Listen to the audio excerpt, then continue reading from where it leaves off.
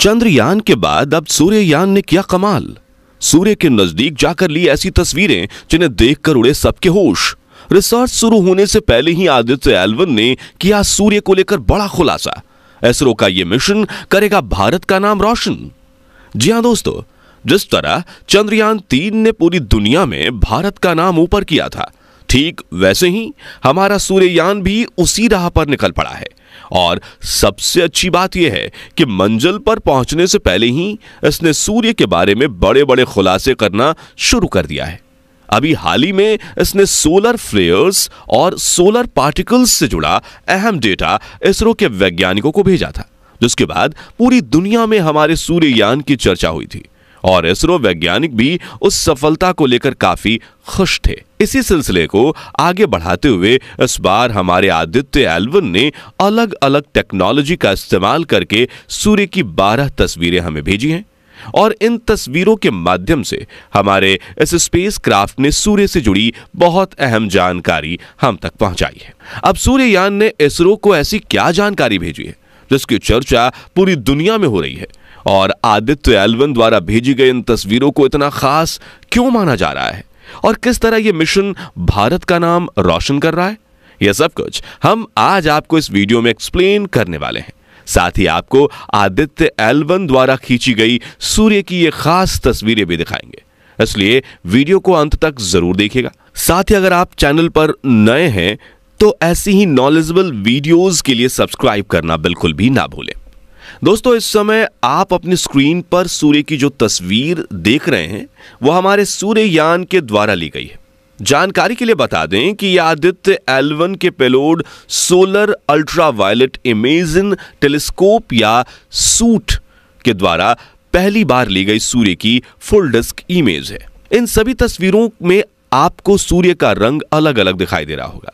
इसका कारण यह है कि इन तस्वीरों को 200 से लेकर 400 नैनोमीटर की अलग अलग वेवलेंथ्स पर क्लिक किया गया है और इनमें से हर एक तस्वीर सूर्य के बारे में एक अलग जानकारी प्रस्तुत कर रही है। उदाहरण के लिए अगर आप इसकी सबसे पहली तस्वीर NB1 को देखें तो सूर्य के फोटोस्फीयर, सनस्पॉट, प्लेजेस और लिम्ब डार्किंग को दर्शा रही है।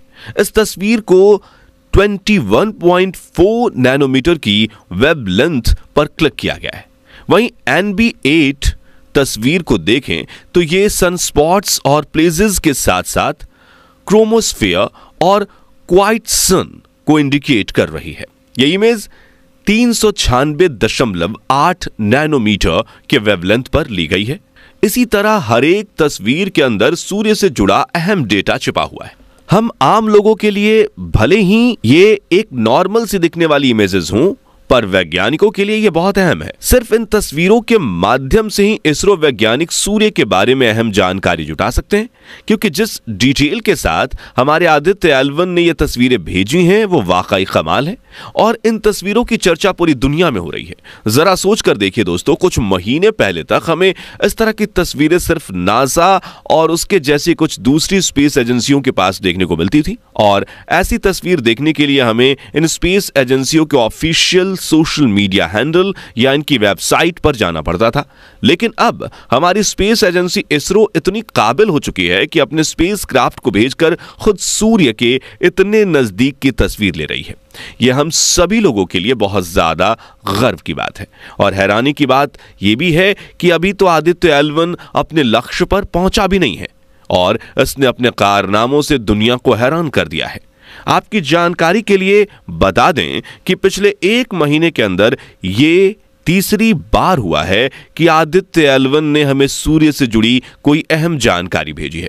सबसे पहले सूर्ययान ने हमें अपने high energy L one orbiting x ray spectrometer यानी कि HEL-IOS की मदद से सोलर फ्लेयर्स की पहली झलक को कैप्चर करके भेजा था और यह डेटा मिलते ही वैज्ञानिकों में खुशी की लहर दौड़ गई थी, क्योंकि सूर्य को स्टडी करने में यह डेटा हमारे ही नहीं बल्कि पूरी दुनिया के वैज्ञानिकों के लिए बहुत ज्यादा काम आने वाला है।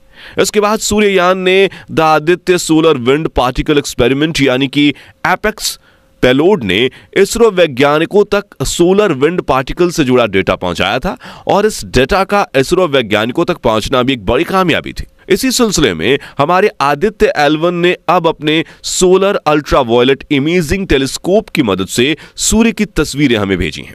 असल में जैसे जैसे सूर्ययान के अपने मंजिल पर पहुंचने का समय नजदीक आ रहा है, वैसे ही हमारे वैज्ञानिक एक एक करके इसके हर एक पेलोड को चेक कर रहे हैं। जानकारी के लिए बता दें कि सूर्ययान को इस मिशन पर टोटल 7 अलग अलग पेलोड से लैस करके भेजा गया है।